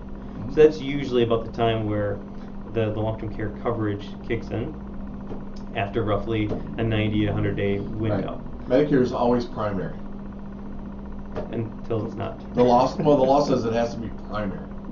So, but I get that. I wanted to ask you something here. I'm looking for it. So let's talk about a standalone policy. Yep. So on your site it talks about the traditional long-term care option is typically more affordable than others, and it can be purchased independently of other insurance policies. Well, I thought that would be true for any of it. Well, I guess. Or are you talking about where you can stack it or something where you can do it to your life insurance? Yeah. There's the hybrid versions. Okay, so let's go back and let's look at the standalone. Yep. And talk about that a little bit. So standalone policy is, again, there's a duration of time that you have to wait till you get it. You have to be fully underwritten. So you have to make sure that when you go in, you're healthy. So you can't just say, okay, well now I'm 80 and I want to get something. Yeah, well please take me. Here's all my money. Here's my money. Take it.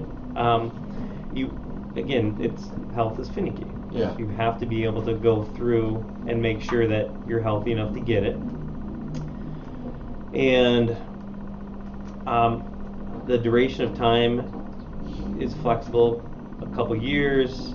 They used to have a lifetime benefit, Okay. but the industry has definitely taken in the teeth on Okay. that because they priced it a little too aggressively. Okay. They're assuming with actuaries, and I'm not an actuary, but that people are going to drop the policy. Like again, well, They're not going to drop it. they're going to drop it. They're gonna They're die. not going to drop it, but they're going to potentially lapse the policy. I don't need it anymore. Okay. Or the passing away is a little bit different. Yeah. But they assume that there was going to be a lapse ratio, and that was higher than it actually was. Okay. People kept it. Okay. So then the industry came back and said, well, shoot.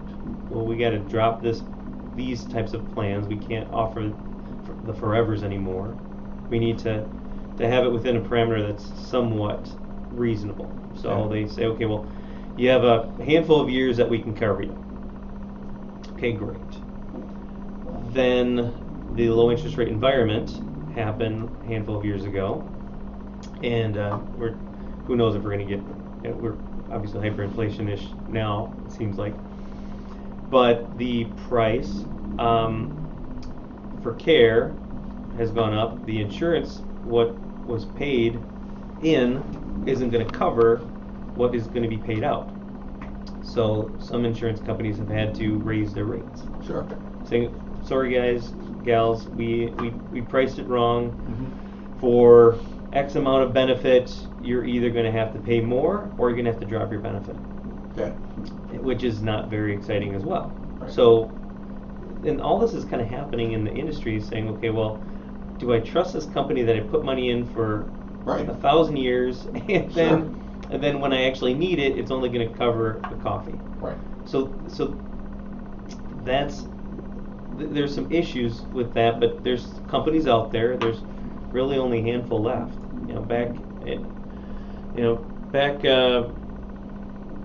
I would say, what was it, back in 2021? No, 2002. Excuse me. There was about 22 firms out there that offered care, Oh wow. and now there's just Wow. maybe like 3 or 4. I currently have a client that's in. Just a standalone, by the way, and then Oh, we'll yeah. get into the other stuff. Okay. They're 93 and 91. I'm selling their condo, and he and his wife had different policies, or had different companies, similar policies, different companies. One of the companies goes bankrupt. Mm-hmm. So the state stepped in and they covered that, I guess, out of a fund or something like that. But one of the insurance companies went bankrupt. I'm like, oh my gosh. And they paid in for years. I mean, they're in their 90s. Yep. And they're just going to assisted living.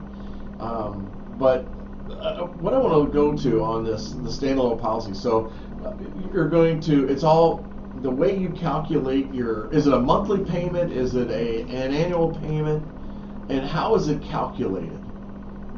For the premium being in? Premium, A premium. correct. You can do monthly, Okay. you can do annual. There's So if I'm in my 30s, my annual payment might be $1,000? it depends on how much benefit you want. Okay, so how So do I it's know just like how life much insurance. If you benefit? want $3 million, $5 million, you want 300,000, Okay. you want 500,000. Okay. That's going to skew what the cost is and also the underwriting. Okay. So if I have, so is it like a term policy, basically, where I'm set for so many years with that premium, or does it change? Can it change? So with a standalone, the insurance company reserves the right to raise rates. Okay. But it's not just for Bill. Okay. It's for the block of business that's insuring that demographic, that location, and so on. Okay. So if they deem that, yep, we do need to raise rates, we need to basically find a group of people and say, okay, well this block, we're going to have to raise rates for Okay. it. And yes, there are companies that have gotten out of it because it's not profitable.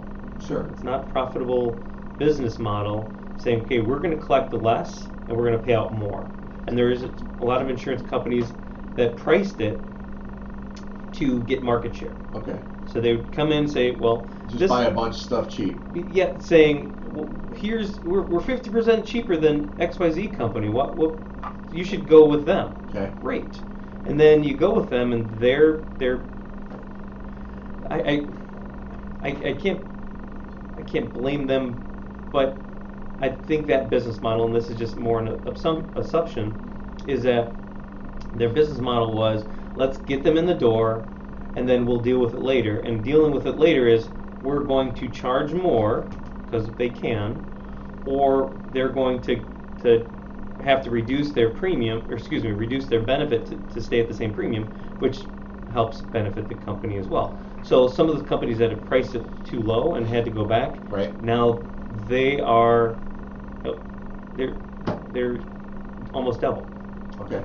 So there's companies that, I'm going to raise it 37%, 42%. There's a company, last time I checked, was 92% raised their rate.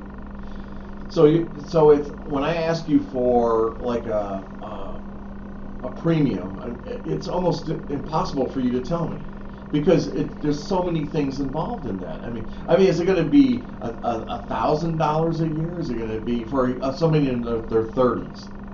Just say. Well, personally, I think mine was around $35 a month. Okay, so then if you're when I was in my 30s, sure. yes. So, and then of course it increases as you get older. So somebody in their 50s, it could be $100 a month, $200, whatever. And we're just giving you ideas. We're not giving you prices. We're not giving you any type of information that is set in stone. These are just ranges, and it's not something that Nick offers directly himself. He's not quoting you anything right now. And he stayed at a Super 8 hotel last night, just to make sure. But no, I'm serious about it, because you need to know that these levels are changing. Now, well, some of the pitfalls or considerations that you need to know is that the premiums can increase significantly over time, and you need to ensure that you can afford the premiums now and in the future. Premium stability, check if the insurer has a history of raising premiums and by how much.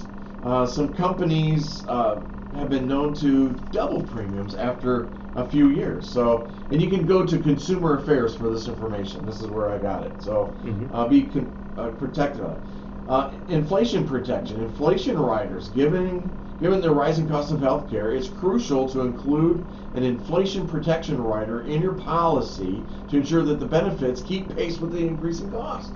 That's just a no-brainer to say, but that's something that can be left out. Well, you need to disclose that and say, okay, if you're going to, Sure. If you're not going to do that, then they need to sign off saying that they do not want that. Yeah. Well, they're crazy enough to not. Well, there's different ways you can have a larger policy, and this has been, there's just different solutions. Different solutions. You can have a much larger policy and grow into it, because as a youth, not that I'm young, but as you're young. when I was back when I was younger. You're still in your 40s. So how long will I need care for? And we don't know. You don't know. So since they don't offer the forever policies anymore, right? So let's say that there's a 5-year plan, and you get a $20,000 benefit, and you don't need $20,000. You only need 5. Right. Well, if it's going to last 5 years, it could essentially last for 20 years. Sure. Because you had 4 times the benefit. Right. Versus, I'm going to get a $5,000 a month benefit that's going to last for 5 years and keep pace with inflation. Okay, well, by the time I get to 70, 80-ish, like on average, again, it's in your 80s that you need care. That's almost 40 years from now. For me, is care going to cost $5,000 a month? Right. It might be that $20,000. Yeah. So between now and then, You can. Sure. So there's different ways to push and pull depending on how creative somebody wants to be. But you can also, like I said, you can stack it as well. So if there's I want more coverage, there's the standalone, and if you use it, great. If you don't use it, poof, it's gone, and it's just peace of mind. Right. And that's just what the industry, I don't know if it's good or bad, but this is what you get. And this is how, hey, do you want something that you might not ever use? Sure. Well, no. However, we know the majority of people out there are going to need it. So 70% of the population is going to need care at some point. So do you say that you're in that 30% that's not going to need care? Well, yeah. And again, everyone is. Right. Room of 10. Sure. But So as you can see, this is as clear as mud. It really is. I mean, it's this confusing, and you know what? And that's going to bother people. And I think that's part of the confusion on this is that they can't set the clock on the VCR, and they don't buy long-term care insurance because it's complicated. And then you're asking questions, and they're like, "Well, I don't know. Just tell me what to buy." They want that simple and easy step that you have there. But so let's talk about the hybrid. Sure. So because we got about 40 minutes or 20 minutes left. So a hybrid is by combining whole life insurance with a long-term care rider, you'll have long-term care coverage if you need it. But if you don't, your beneficiaries get the death benefit. Something when I was doing my homework on this. Now, as I was saying, my sister and I have a large estate ahead of us. My first thing is, I kept thinking, I haven't heard of any life insurance. Any policies. You haven't heard of them? My dad even had one. Well, you know what I mean? The standalone was kind of the go-to because that was all you had. Yeah. However, when you start thinking about not getting something in return after paying into it for 20, 30, 40, 50 years, depending on how long it is, and just poof, you're gone. Yeah. Some people are like, well, I spent thousands and thousands of dollars for really peace of mind. But what, kind of going back to that is how much does somebody need to tuck away for care? We just don't know. Right. Well, again, it could be a day or decades. Sure. But if it's $5,000 a month, like you mentioned for your father, give or take, that's $60,000 a year. If you needed care for a handful of years, I mean that's hundreds of thousands of dollars. Yeah. That if someone says, yep, we can cover that, great. Sure. Or do you want to mitigate that with potentially insurance and saying, okay, well, at least I had it. I don't have to worry about the kids. I don't have to worry about them spending down my estate. Yeah. I've solely been able to work it in my budget. So that's some dialogue. But going back to the hybrid, is people wanted to have their cake and eat it too. They said, okay, what if I pay into something? Right. What do I get if I just pass away? Yeah.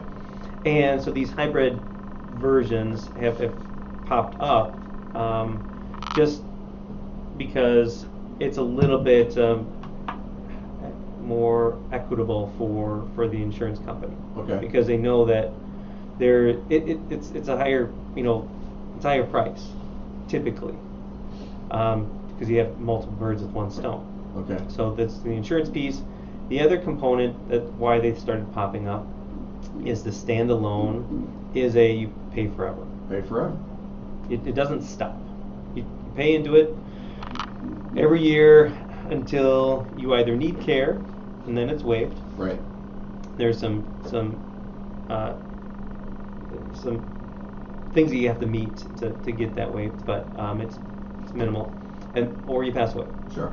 So with the hybrid, it's a lot more companies are coming into it saying, okay, well, we can cover this too, but it's a little bit of a gimmick because it's life insurance primary in most cases, long-term care secondary. Okay. So death benefit $500,000, and it might cover just shy of $500,000 because there needs to be an insurance element, a life insurance element too. But you have roughly 500,000. If you pass away, family 500,000.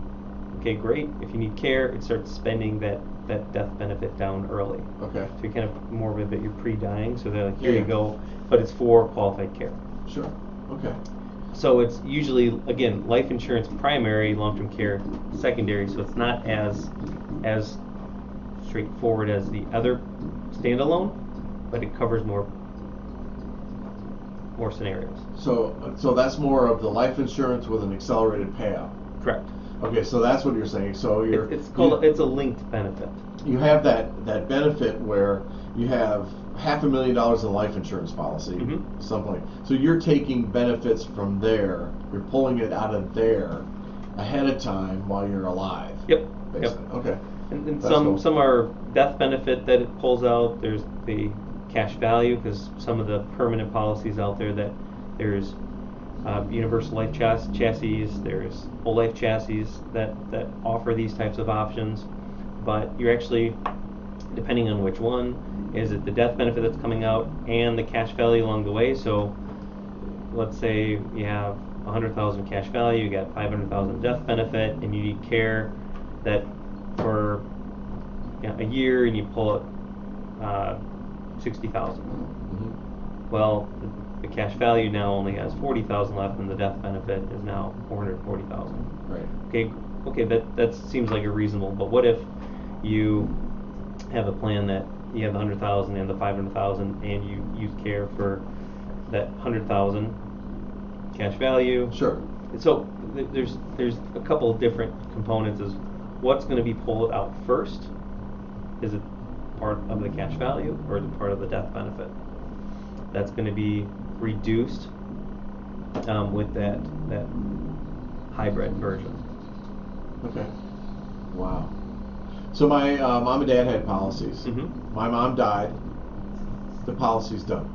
It didn't roll over into my dad's or anything like that. Sure. Today I understand that you can buy the policy. Is that the hybrid that you're talking about, where when one spouse dies without using the benefit, that it rolls into the other spouse? No, that tends to be more of the traditional, Okay. where it's a shared care. So if somebody Shared care. Where'd that word come from? Holy crap. So A curve just came in the room.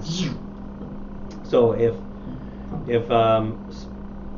you have to also be aware of what the shared care is. So if my grandfather on my mom's side, my grandmother on my dad's side, they had a shared care, it would blow up. So if you have a pool of money that you're going to share, Yeah. if spouse 1 uses it, Okay. then the spouse 2 has nothing. It has nothing. The benefit potentially comes into play where spouse 1 doesn't use it, spouse 2 can. Spouse 1 uses some, the rest remains and rolls over to spouse 2.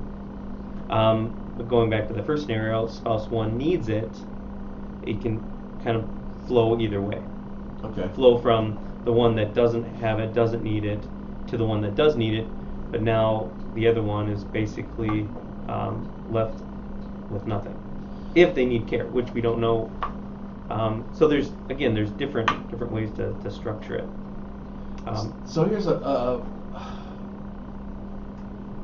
let's say that they both have the hybrid style with a whole life, whatever policy, it's Sure. life insurance Sure. policy part of it. So one spouse dies, the other one is the beneficiary, they receive the life benefit. Correct. Okay. So my concern, well, here, let me ask this question. All right, so I understand it now. So if one dies, then it rolls over to the beneficiary. Hopefully the beneficiary is the spouse. Doesn't have to be, Very true. right? And But there's reasons why it might make sense to skip and go to the next generation. thank you. Or what about, can it pay a trust? Or are these Yep. products, can they be part of a trust? Yep, they can. Okay. So we've been doing, when we do reviews with clients, and we've been doing this a while, and just when we peel back and you mentioned, look at financial picture, Yeah. I like to take a look at what people have, Mhm. and look at all the pieces of their puzzle. I kind of say it that way. financial, insurance, trust, all the stuff that they have, look at it and see how they want their picture to look. And then we really do our due diligence and peel back some of the layers and, okay, what do you want and what do you have, and make sure that that is exactly the direction that somebody wants to have moving forward. Yeah. So that's kind of the piece that we really look at. But when it comes to the having the dialogue about what you currently are needing, and if somebody passes away, they're going to receive that benefit. But if we're looking at beneficiaries, and that beneficiary is the spouse that is actually in care, Right. and they don't have the insurance. Sure. Excuse me, they don't have the long-term care insurance, but they have the life insurance piece. Okay. And they have enough resources, enough assets, but they're spending them down pretty quickly because Sure. currently in this area, again, between 5 and 10,000. Yeah. Unless it's adult daycare, which is a little bit less, maybe Yeah. 3 to 5,000. But if spouse passes away and the recipient is the one already receiving care, that could gobble that up as well. So sometimes it makes sense to change beneficiaries to make sure, and then also the ownership of Sure. the policy as well. If you can give Well- that ownership away Yeah. before you need care, Yeah. but there's a 5-year look back too. So Well, that's what I was thinking back, because I'm thinking about a spin down. So all of a sudden, there's an influx of $500,000 into the spouse's account, and all of a sudden, there's income, there's that revenue, and so that'll be gobbled up fast, depending on the services that you're talking about. So, and you heard me say the word trust, and we're going to get to trust. We're going to talk about that because there is. How do I say this and not sound like a jerk? You don't want to pay more than you should pay. You don't, and sometimes people will take advantage of you. I hate to say it, there are people out there in our society that will take advantage of you because they know you have a lot of money. And so you need to be careful with that. And so using a trust to protect your funds, your income, your revenue, whatever you use it, and having it set up with other members in that trust, being your kids or beneficiaries, is a huge plus. It will protect those dollars primarily. A trust can be penetrated. We don't want to get into that. That's a whole nother 2 hours. But we are gonna have a trust expert in here and to talk about the legal aspects of that. So the trust could have all of your money, but your financials show you with no money. I would rather have, I don't know if I want to give Alex all the money because I never give it back, but no, I'm teasing Alex, you know that. Your kids controlling the dollars is not a bad thing. So when the bill comes due, they write the check and they can deal with that. There is, and there will always be a cash price and an insurance price. I hate to tell you, but it's true. Even in the assisted living, this situation here with long-term care, what they're going to do is the assisted living is going to expect payment from you and not directly from the insurance company. They care that you're getting coverage, and they kind of want to know that. They want to know where your money's coming from, but they expect you to write that check every month or pull a direct withdrawal every month. Then you wait for your money. In fact, the first 2 months when you go into assisted living, you're going to pay out of pocket. Assisted, that's that waiting period time. Mhm. And if I'm misspeaking, tell me. Nope. I'm playing insurance agent right now, you know. Doing great. Okay, so what happens is there's a 2-month gap, and you're going to pay that out of pocket before your long-term care kicks in. And remember, you've got to qualify. You've got to meet the criteria for it, depending on. And I'm using assisted living right now as an example of that. So there's going to be some money out of pocket, but you as a child or as a caregiver, as a son or daughter, are not financially responsible for the debts of your parents or the person you're taking care of. I'm going to pause on that one for a minute.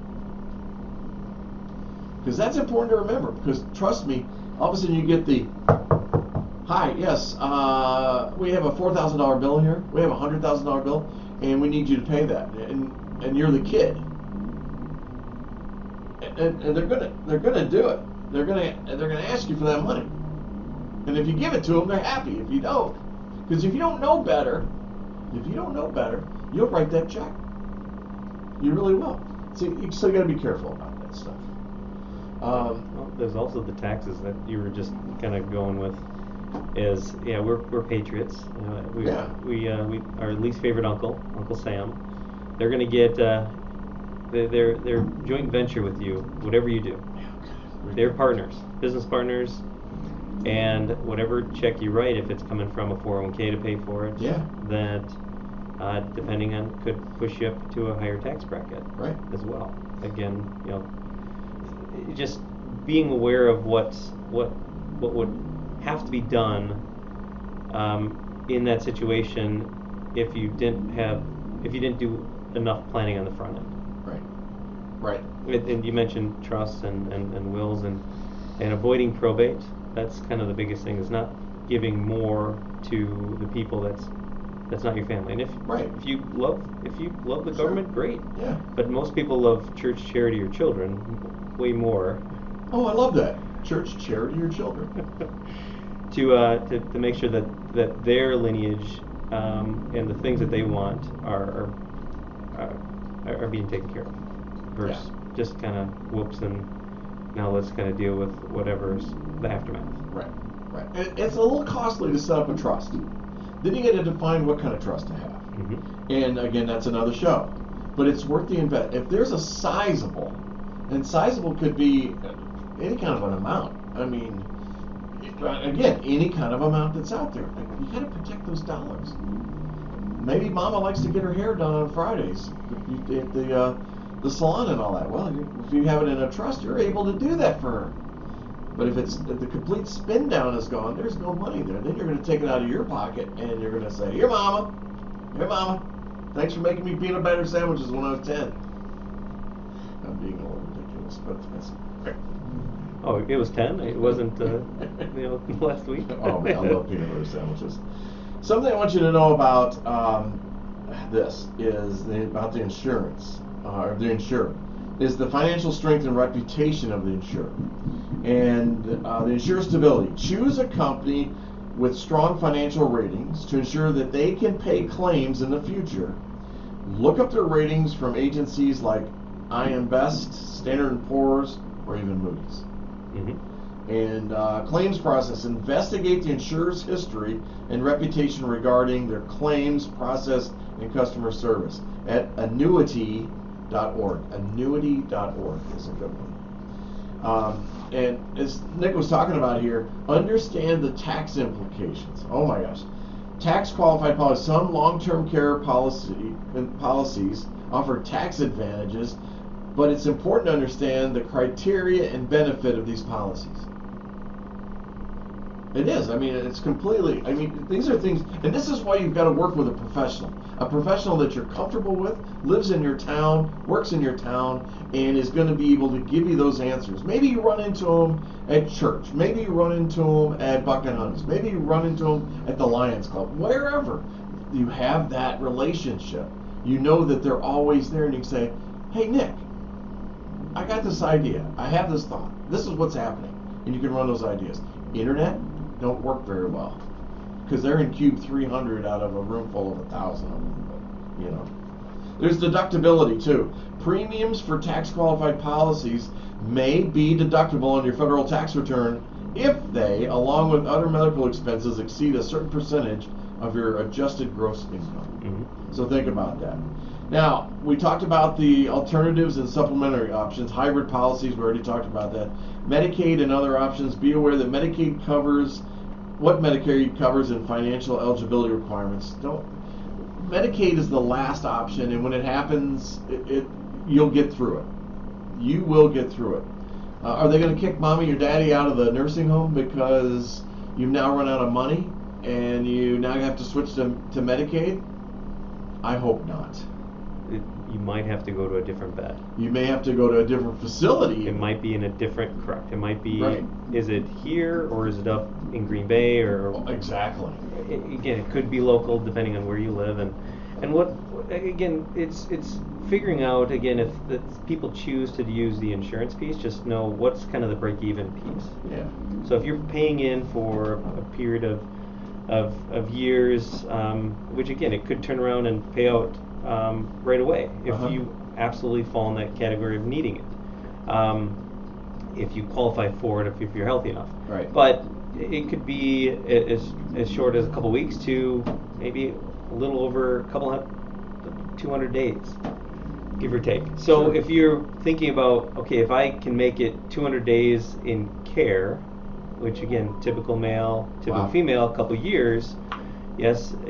So just kind of think of the affordability pieces. Yeah. Is okay. Well, what's my break even? And again, that the longer you pay, obviously, it approaches more like the 200-ish day program. Sure. But I wanted to share that just as a brief. Okay, well, I'm paying. What do I get? Well, you could have peace of mind. I guess that's really what the biggest piece is. Yeah. Peace of mind. But Yeah, I agree. That was nicely said, and that was very important. Also, and thank you. I appreciate that. Hey, something I want you to know also is that don't forget to do policy comparison, and when you're interviewing, also your professional advisor. Get references. Talk to people. Talk to others about this. Compare policies. Don't purchase the first policy you come across. Compare multiple policies and their features, benefits, and costs. Here's what I want to say to you: is work with somebody you're comfortable with, you trust and respect, and somebody that's going to actually sit and listen to what you want to accomplish, what you think you need to accomplish, or to explain to you what you might need. I mean, as I said, I think a lot of you out there have never even considered long-term care insurance. And I keep calling it insurance, long-term care protection. That's a better phrase to say, protection. Because we don't think about it that way. We think of our health insurance, we think of Social Security or Medicare, we think about those things. And so don't forget to check this out. Got about 3 minutes left. But work with somebody local. I can't stress that enough. Because you have access. Easy access. You probably know where they live. You know? And then seek professional help. Consulting with a financial advisor or insurance specialist can provide personalized guidance and help you avoid common pitfalls. Just like I just said, it's about that person that knows more than you. Quite honestly, I mean, they're there, and they're going to be your source of information. Just like buying or selling a house, you use a realtor, you use the person you know, you use somebody local. Got about 2 minutes to go. Any last words in here? I think you hit it right in the head. It's taking time to, well, I guess maybe talking to your family members, saying, okay, this is what's on my mind. If it goes without saying with the whole financial planning piece, saying, hey, retirement looks good or doesn't look so good. So who do you talk to regarding getting your arms wrapped around that, just to make sure you have a good track to run on? Because what we see, just with retirement specifically, we know in the industry, out there in the world and so on, that if people run out of money, that's a planned fail. Right. People run out of money, yes. That is a fail, we know that. And luckily there's Medicaid that has a little bit of a backing to that, but they basically take all your money. Yeah. The other fail, in my opinion, is that you have an amazing balance sheet, get to 85 and forgot to live. Yeah. So you want to be able to enjoy it, but by having some certain parameters taken care of, then it makes your life that much more rewarding. Oh, fantastic. Nick, perfectly said. You've been listening to Good Morning Sun Prairie. Nick Hensen is my guest today from Hensen Wealth Management. He's a part under the Northwest Mutual Financial Network umbrella, and he's the gentleman that you can ask questions of if you like to. Phone number 608-662-3874. Correct. That's 662-3874. Email address. nick.hensen@nm.com. nm.com. Correct. All right. Cool. And Hensen with E's instead of O's. Hensen. Oh man, I get yelled for that all the time. Hey, thank you for being on the show. Well, thank you for having me. Great subject, clear as mud, and but at least it wets the whistle. I mean, it gets their minds thinking about it. So I really appreciate that. So Prairie, you've been a fantastic group today. Thanks for your comments and your questions. And I will see you back here on Wednesday for the Sun Prairie Real Estate Show. I believe we're going to talk about Florida real estate markets and how the prices are dropping drastically, and see if we can get Sherry St. Marie on the air to talk with us about that. I hope you're enjoying this Eldercare series. We've got more coming in. We've got an attorney coming in. We've got nursing home. I also want to bring over not Ryan Brothers. I want to bring in the funeral directors back in and talk about how the planning is so important for that. Just been through it. I understand exactly the frustrations you could have if things aren't laid out and planned. So until then, I'll see you right back here on the radio on Wednesday. Thanks, Sun Prairie. Take care and have a great Monday. Bye now.